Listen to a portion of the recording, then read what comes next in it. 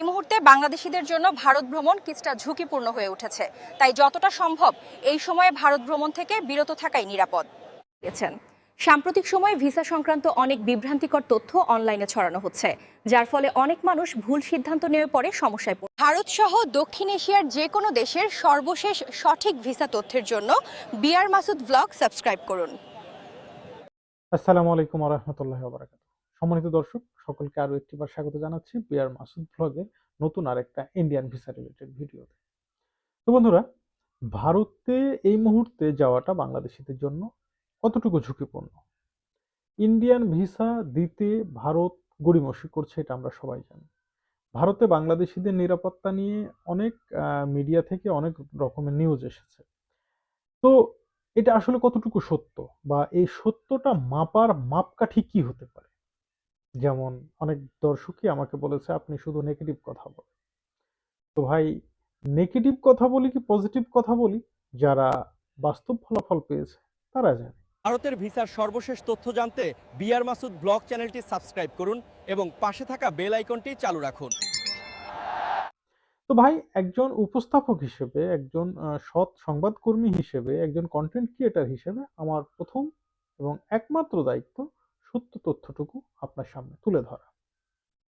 চাইলে আমি মিথ্যা তথ্য তুলে ধরতে পারি। যেমন কিছু ইউটিউবার আছে যারা প্রতি সপ্তাহে নতুন করে ভিডিও ছাড়ে আর বলে আগামী সপ্তাহে ভারতের ট্যুরিস্ট ভিসা চালু হয়ে যাবে, সব সম্পর্ক স্বাভাবিক হয়ে যাবে, কথা হয়ে গেছে, বা এরকম দেখবেন তারা থাম্বনেল দেয় জেনে নিন কখন চালু হচ্ছে ট্যুরিস্ট ভিসা। এক কথায় তাদের থাম্বনেল গুলো দেখলে মনে হবে যে সবকিছু হয়ে গেছে আর জাস্ট 4-5 দিনের মধ্যে সবকিছু হয়ে যাবে। এবং তাদের মানে ভিডিওগুলো পুরোটা শুনলে আপনি কি যে তারা বলতে চায় সেটাই ক্লিয়ার না। তবে সবশেষে যেটা বোঝা যায়, তারা যে মেসেজটা দিতে চেয়েছিল সেই মেসেজটাই আসলে সেখানে নাই। মানুষজন যে আশায় তাদের ভিডিওগুলো দেখছিল। তো ভাই, এরকম ভিডিও বানাইতে যদি চাই হয়তো পারবো, ভিউও প্রচুর হবে। তবে আমার মনে হয় যে সেটা আমার দরকার নাই। কারণ প্রত্যেকটা বিষয়েরই একটা নৈতিকতা থাকা উচিত। তো সেই নৈতিকতার মাপকাঠি থেকে এবং আমি যে খবরগুলো আপনাকে দিই সেটা কতটুকু সত্য সেটার প্রুফ আজকে আমি দিব। দর্শক, এই মুহূর্তে একটা স্ক্রিনশট দেখতে পাচ্ছেন।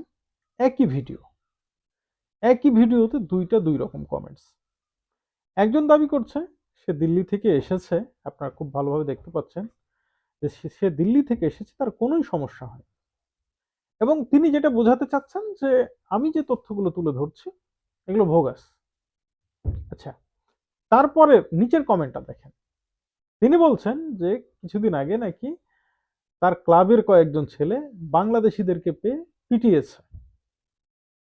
এখন ঘটনা হচ্ছে, দুটো কমেন্টস আপনারা দেখলেন, একটা পজিটিভ একটা নেগেটিভ। এখন ঘটনা হচ্ছে কোনটা সত্য? বিষয়টা কি এমন, যদি প্রথমটা সত্য হয় যে একজন দাবি করতেছে সে দিল্লি থেকে বাংলাদেশ পর্যন্ত এসেছে, কোনো ঝামেলাই হয়নি, আর দ্বিতীয় জন বলতেছে যে তারা মানে তাদের ক্লাবের ছেলেপিলেরা বাংলাদেশি পেয়ে উত্তম মধ্যম দিয়েছে। এখন আসুন এই খবর দুটোকে বিশ্লেষণ করি। এই দুটোর মধ্যে কোনটা সত্য? হ্যাঁ, খবর কিন্তু দুটোই সত্য, খবর দুটোই সত্য। দেখেন, ঝামেলা যেটা হওয়ার বাংলাদেশিদের ভারতে যাওয়ার সময় হচ্ছে, আসার সময় তেমন কোনো ঝামেলা হচ্ছে না। আসার সময় কাদের ঝামেলা হচ্ছে, যদি এরকম কেউ হয়ে যায় যে ভুয়া মেডিকেল কাগজপত্র নিয়ে ভারতে গিয়েছিল, তেমন কোনো ট্রিটমেন্ট করেনি, ঘুরে ফিরে চলে আসতেছে, ধরা পড়তেছে, সেক্ষেত্রে হয়তোবা তারা অ্যাপ্লাইড সিল খেয়ে যাচ্ছে। তাছাড়া কাগজপত্র ঠিক থাকলে আসার সময় তার কোনো সমস্যা নেই। বাট সমস্যাটা হয় মূলত যাওয়ার টাইমে। তবে এমনও আপনার জন্য হতে পারে হয়তোবা যাওয়ার টাইমে আপনাকে তেমন কেউ কিছু বলেনি, কিন্তু ম্যাক্সিমামই এটা হচ্ছে। ইভেন আপনি যদি সতর্কভাবে শুধু বেনাপোল বর্ডারটার দিকে মানে চোখ রাখেন, তাহলে আপনি সত্যটা একদম ক্লিয়ার ভাবে জানতে পারবেন। বেনাপোল বর্ডারে কি হচ্ছে না হচ্ছে, একটু বেনাপোল যে সমস্ত নিউজ পোর্টাল গুলো আছে সেগুলোতে চোখ রাখলে আপনি বুঝতে পারবেন প্রতিদিন কি পরিমাণে রিটার্ন যাচ্ছে। দ্বিতীয় খবরটাতে লক্ষ্য করুন যে ক্লাবের ছেলেপিলে বাংলাদেশি বলে রীতিমতো প্রহার করেছে বাংলাদেশিদেরকে। আশা করছি সেও, যে ব্যক্তি কমেন্টস করেছে সে তাচ্ছিল্য করেই কমেন্টসটা করেছে, কিন্তু আমার কাছে মনে হচ্ছে এই খবরটাও মিথ্যা নয়। তো উপরের খবরটাও যদি সত্য হয়, নিচের খবরটাও যদি সত্য হয়, তাহলে কি বলবেন যে ভারতে বাংলাদেশিরা নিরাপদ? বিবেক বিবেচনা করে এখন আপনাকে উত্তর দিতে হবে। আরো একটা কমেন্টস দেখায় আপনাকে, আজ থেকে আরো প্রায় 2 সপ্তাহ আগে, যেখানে এক ব্যক্তি বলতেছে যে কিছু বাংলাদেশিকে ট্রেন থেকে গ্রেপ্তার করেছে পুলিশ। যে বিষয়টা নিয়ে আমি ইতিপূর্বে ভিডিও করেছিলাম, আপনাদেরকে বলেছিলাম যে এইরকম ঘটনা ঘটেছে।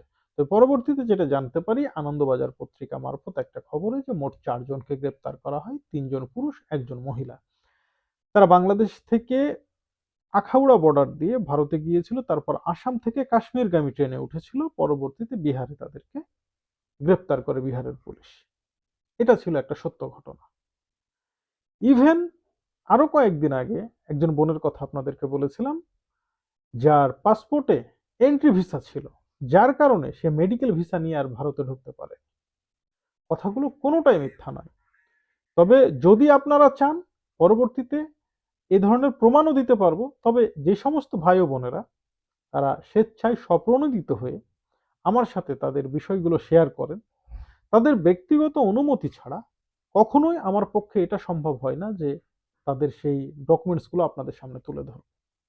তবে তাদের অনুমতিক্রমেই, তাদের নাম না প্রকাশ করেই আমি চেষ্টা করি আপনাদের সামনে সেই সমস্ত সত্য ঘটনাগুলো তুলে ধরার। এবং এই সমস্ত ঘটনাগুলো যে সত্য নয় তার প্রমাণ আপনাদের হাজার হাজার কমেন্টস, আপনাদের হাজার হাজার ভালোবাসা, আপনাদের প্রতিদিন প্রচুর ভিউ হওয়া, এটাই প্রমাণ করে।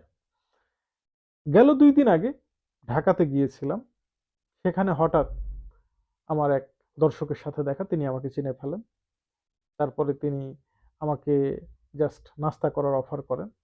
তো আমার পক্ষে আসলে কিছু খাওয়া দাওয়া সম্ভব না, তারপরেও তিনি জোরপূর্বক আমাকে 1 কাপ চা খাওয়ালেন এবং তিনি অনেকক্ষণ গল্প করলেন এবং তিনি তুলে ধরলেন যে হ্যাঁ, কিভাবে তিনি আমার দেওয়া ভিডিওগুলো অনুসরণ করে কিভাবে তিনি ওপেন হাউস থেকে ভিডিও, মানে ওপেন হাউস থেকে তিনি ভিসা পেয়েছেন, এবং আমার নিউজের অথেন্টিকেশনগুলো সে নিজে থেকে শেয়ার করেছে।